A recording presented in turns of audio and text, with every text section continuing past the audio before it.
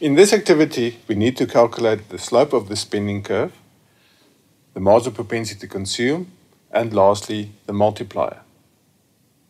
Where do we start? Well, you should know by now that we start with what is given. We know that autonomous C equals 10, and at equilibrium, consumption spending equals 70, and investment spending equals 20. Investment is autonomous, so we can indicate it as autonomous. What else do we know? At equilibrium, A is equal to Y. Aggregate spending, autonomous consumption spending, plus investment spending, that is 70 plus 20, is equal to income. In other words, at equilibrium, total spending equals 90. Now, we need to use the information given to calculate the slope.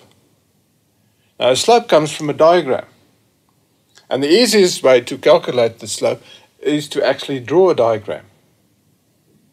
First step, we start with the axis. The axis showing a relationship between spending and income. We have the 45-degree line showing all the points where spending is equal to income.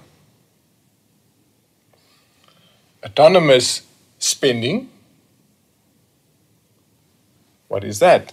Autonomous C plus autonomous I. So autonomous spending equals 30.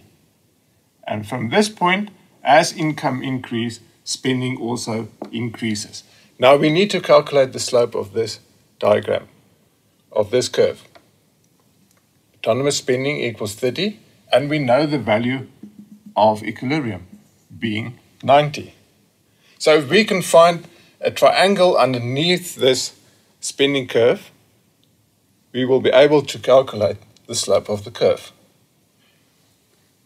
If we go from 30 and draw a line parallel to the y-axis, we can see this distance equals 90. From this point to this point is, well, we know from here to here equals 90. It must be because this point represents equilibrium. So if this distance equals 30, then we need to add another 60 to get to this point. So if we look at this triangle, the vertical axis equals 60 and the horizontal axis equals 90. Now we're in a position to calculate the slope. The slope being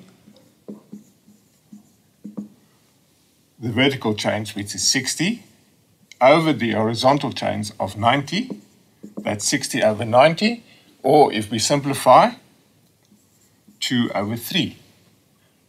This then is the slope of the spending curve. Secondly, we need to calculate the marginal propensity to consume. But we know the marginal propensity to consume is equal to the slope. So this is easy. Marginal propensity to consume equals the slope, and the slope equals 2 over 3. Therefore, the marginal propensity to consume is also 2 over 3. Having calculated the marginal propensity to consume, we're now in a position to calculate the multiplier.